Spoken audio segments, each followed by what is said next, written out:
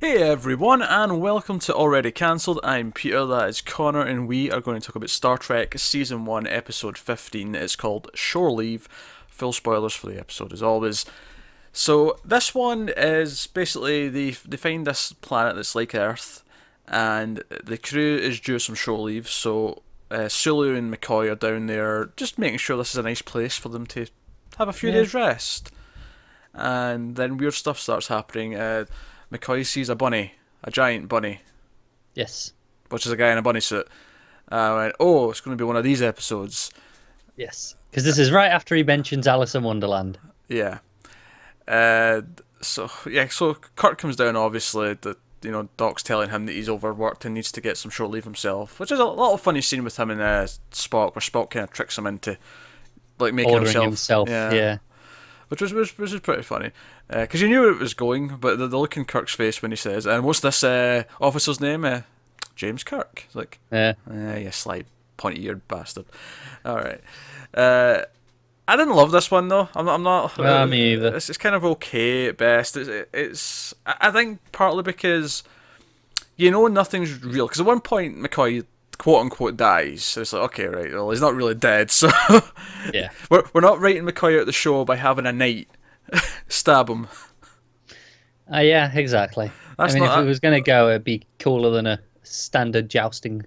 Yeah, not that Justin is not necessarily uncool. It's just he's a big character. He would get a big send off. This just feels so random. It's also pretty uncool when it's a one-way joust. Yes. Also, McCoy's flirting with the new yeoman. Yeah, this was actually weird that, they obviously got rid of the previous one for, it kind of seems like no real reason. Yeah, couldn't we have just had the previous one flirting with McCoy? Like, was there any reason why it had to be a new person? Yeah, she played the exact same role. Pretty much, yeah. Nothing changed. I don't get it. I did at least enjoy the jealousy at the end when McCoy showed up again and he had the two sort of like Vegas girls with him. Yeah, yeah. He's like, how do you explain these two? So ultimately, I think this one has very little stakes, and there's also parts of it that are just kind of tedious. So one of the people that Kirk sees is this guy Finn from the academy, his days at the academy, that he liked to fight with, like in a sort of friendly kind of brother-esque way. Yeah. Where they sort of, although they're proper punching each other and throwing each other around outside. It's like, to me this is a step beyond horseplay, but whatever. Yeah, yeah. Things have changed. Kirk's a manly man. He lets his horseplay rough, but this scene with them fighting outside just goes on for like 10 minutes. It lasts for so long. It does go on a while, yeah. And it doesn't really serve much purpose because there's no stakes in the fight. It's just, literally at this point in the episode, which we're quite far in at this point, Kirk's just still trying to get answers. What the hell's going on? Why are we here? There's a few things like this, like the guy, the planes. Yeah, the other random officer, Rodriguez, I think his name was.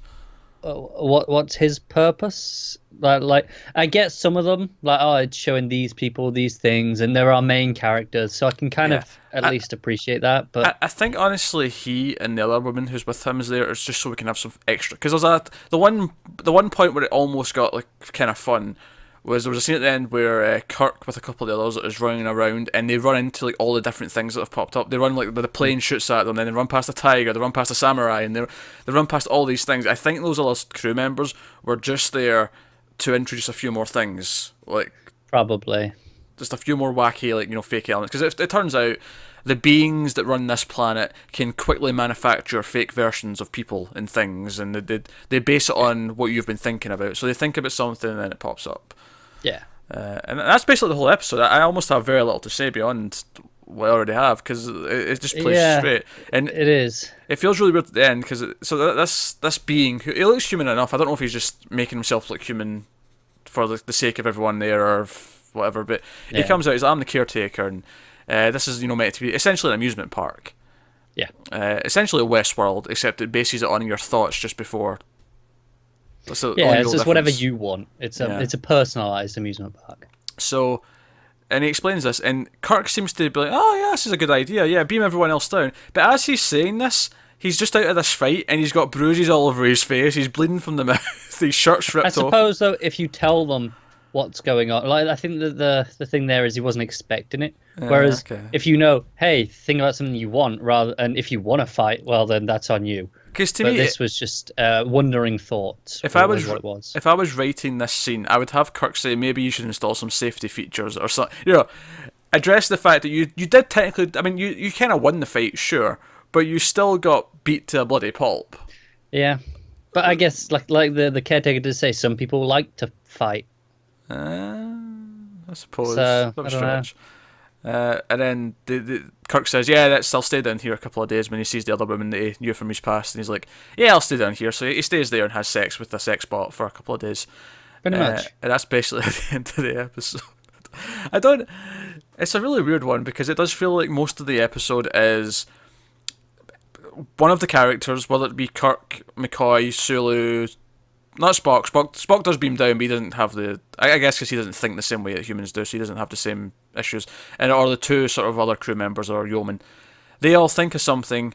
X thing happens. Sometimes it's pleasant, sometimes it's kind of dangerous, sometimes it's kind of funny, but it's basically just these random things keep happening, and they react to it. Pretty much. It feels really disconnected in that sense, where it's like, okay, we get that there's something doing this, but it feels like it's just thing after thing. There's no real. We don't really get anything from it. Because there's no. It's basically just all building, and they find out what it is. It's an amusement park, but there's no.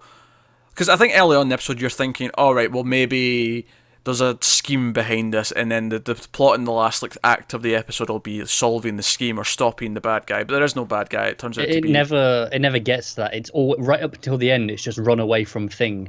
Run away from Thing. Why is Thing here? Oh, someone came out at the end and explained why Thing is here. Oh, it's okay. End of episode. Yeah, that's it. Yeah. It never develops past that core idea into something else. And it makes it feel like a bit less like a story and just more like a 5-minute short idea than it does like a full episode. Yeah. I think you could condense this down to about 10 minutes and it could be a fun little idea. But as a full episode, I agree. for 50 minutes of time, no. Certainly not the strongest episode. No. One thing I noticed in this episode that I thought was amusing is because they're on an Earth-like planet, they're not on like a stage with like a painting, you know, a backdrop, or they're not on like a sound stage, like because even when they did that one, what was the one with the girl? They were all kids, and it was like the desolate town. Oh yeah. Even that's like a backlot. This was a real place. They went out to like a forest with a lake and stuff, and they shot in a real place. And it almost took me out of the episode because it looked too real. I almost expect planets in Star Trek to look less to have real. This fake, yeah.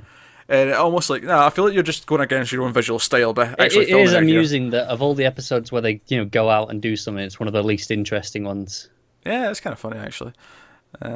It was just weird because there's so much foliage in the background and it's real, and you can tell you're outside because the sunlight's kind of unmistakable as real sunlight. Yeah. And I don't know, it's just like it almost hurts the consistency. Like I'd appreciate you just fake this even though it's supposed to be like Earth, just to keep it in line with everything else. But I think that's maybe meant to be the draw of this episode. Hey, look, we did real places. That's what'll keep you interested instead of the plot. For about 5 minutes it worked. Then after that it just it got repetitive. Definitely. So kind of a shame. Yeah, whatever. I mean, we got 29 episodes in the season. There's going to be some weaker ones, but That's true. It's a shame though because we had two really solid episodes back to back. We had Balance of Terror and we had Conscious of the King, like back to back. That was a really solid double episodes. That. And this really does feel like a come down after those. Yeah, but hey, they've got to have the ups and downs. So we'll see hopefully what comes next. Interestingly, this is episode 15 of 29, so we're bang on midway through the season. So we're getting through it. So yeah, halfway through season 1. Just 2 more after that, and then everything else. And then next gen for 7 seasons. Yeah. But that wasn't 29 episodes a season. That's only 26, I think. Oh, that's so much better. 24, 26. I think these reduce actually each season, don't they? They do. Yeah, the next one's not 20. The next one's like 1 less, and then season 3 is like just, I think like 22, which for us is now a normal season, but for Star Trek, the original series, it's a short season. What's going on? But no, so that's Shore Leave. It's pretty straightforward and simple episode, very repetitive. Doesn't really have a message either. Nah, it doesn't. There's some fun little character beats. That's about it. But honestly, they're few and far between. It's kind of honestly on a rewatch, you could probably skip this one. Yeah. Also, I'd say it probably dates quite badly because it's all like a little bit sexist with the woman like the yeoman's. Oh, I want to be protected and. Yeah, that was the point where that lost me, because at first it was fine because she just wants to dress in the hat, even though the hat's silly as hell. I don't. Yeah, but she wants what she wants. She wants what she wants, but it's like, oh, I'm like a proper lady. I get to be protected, and I'm like, what? Yeah, it kind of really stood out in this show, doesn't it? Yeah, it kind of goes against everything that this show does in a weird way, but. That's Shore Leave. So let us know what you thought of this one in the comments below. Like and subscribe, all that stuff. Helps us out a lot. Get us on Twitter, mailed_fuzz for channel updates. Individual Twitters are on the screen for everyday ramblings. Thank you very much for watching, guys. We will see you next time.